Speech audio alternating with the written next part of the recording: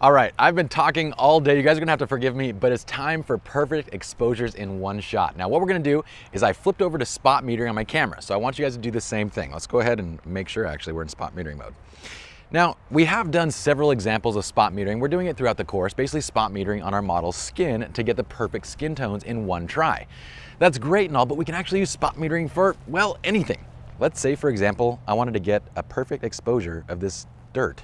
Sorry, Whitney. I'm gonna shoot the dirt. Get that dirt. Okay, I'm gonna go over here. What I'm gonna do is I'm at F2 right now, ISO 100, and it's telling me that I'm underexposed. So with the spot meter, I'm just gonna bring it down. I'm gonna go all the way down to 1/400 of a second. Look at that, perfect dirt in one shot. What about the grass? I can go over here. 1/200 of a second. Perfect grass in one shot. We can use the spot meter for anything, and I'm being serious right now. Let's say we want to get a meter on the sky. Like, what if I want to light this scene with flash, but I don't want the sky to be blown out? Well, I can go ahead and I can meter directly on the sky up there. And I can go ahead and bring this down to like 1/4000 of a second, which is telling me that's what I need to be at F2 to not blow out the sky. Now let's go ahead and take that shot. And there we go, we have the tree that's kind of dark, but we have the sky that's perfectly exposed. I can even place it directly over the tree. So let's say we put it over the tree. Now it's telling me to go back up to like 1/400 of a second. I'm gonna bring it up. Actually, we're gonna go up to the top of the tree. So now it's at 1/1000th of a second. All right, so there we go. That's at the top of the tree, and now the tree is correctly exposed where we metered it. Spot metering is beautiful because it only reads that tiny 3 to 5% amount of the screen, and it gives you that reading. So it's great for getting your reading on anything, particularly when we want to basically add light to a scene and basically keep the background exposure the way it is, or if we want to expose the scene however we need to. And for this scene, I actually want to expose for Whitney's skin. All right, so let's go ahead. I'm going to have Whitney turn towards me, and Whitney, I'm going to meter off of your, I don't know why I'm explaining to it. I'm gonna meter off of Whitney's skin. She doesn't care what I'm gonna do, as long as I get good pictures, right? That's all that matters? Sure. She doesn't care about that either. She's like, whatever. Okay, so I'm on metering, I'm on my spot metering mode. I'm gonna go ahead and just get right under her skin in a, well, physical sense, not literal sense. I'm not gonna try and annoy you to death. My voice might annoy you to death right now because it's very raspy. All right, does it sound like I could do an R&B record right now? No. Honest. Brutally honest. That's all right. Okay. Even when they had like really deep bass, like, okay. Okay. All right. So right now I'm at 1/16 of a second. It's too fast. Okay. So I need to slow it down. It's giving me about 1 to 2 stops underexposed. So I'm going to go ahead and just bring it down, and I want to be 1 stop overexposed because she does have fair olive skin. It's fairly fair, okay?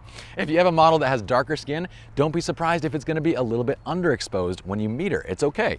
It just depends on the skin tones, all right? So let's go ahead and at 1/400 of a second is about where I want it. So I'm just gonna go back up real quick, just take a quick shot, make sure we're good. And it's solid. We got the right skin tone at 1/400 of a second, 400th of a second, F2 and ISO 100. Now we're ready to have you hop into the scene, okay? So I'm gonna help you out. What we're gonna do is I'm gonna shoot this so that these branches are kind of curving over at F2. It's gonna look really beautiful, kind of blurring in the background. It's gonna have a really nice look.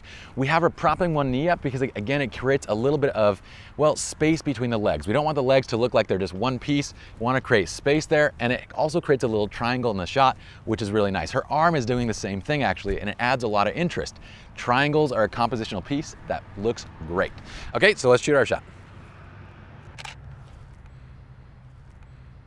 Perfect. I'm using that AF point that's really close to her and then recomposing if I need. I'm gonna take a quick reading and just look at my exposure settings. It looks like I really don't have much of the background blown out. So what I might do here is just, I'm gonna drop it down 1 setting. I'm gonna go to 1/320th of a second. And Whitney, look over to this side a little bit more so we get more profile. More, turn the chin more, and bring the chin down, look down, there you go. Give me a little smile. So hopefully this helps you all out. I want you all to realize that with the spot meter in your camera and with the internal light meter, it'll help you to get that perfect exposure on the first try every single time, regardless of what you're shooting. Just remember, like we talked about before, when you're using the spot meter, do not use assisted or automated modes because it's gonna create all sorts of funky exposures depending on wherever that spot meter is.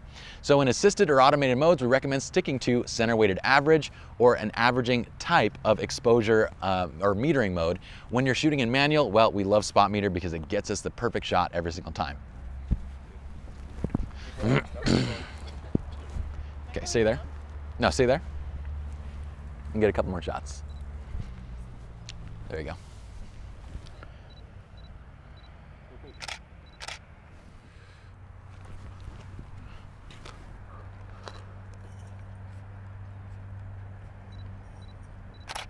I love that elbow on the side, that's perfect. Turn the chin towards that side, there you go. Give me a little bit of hair play with the left hand.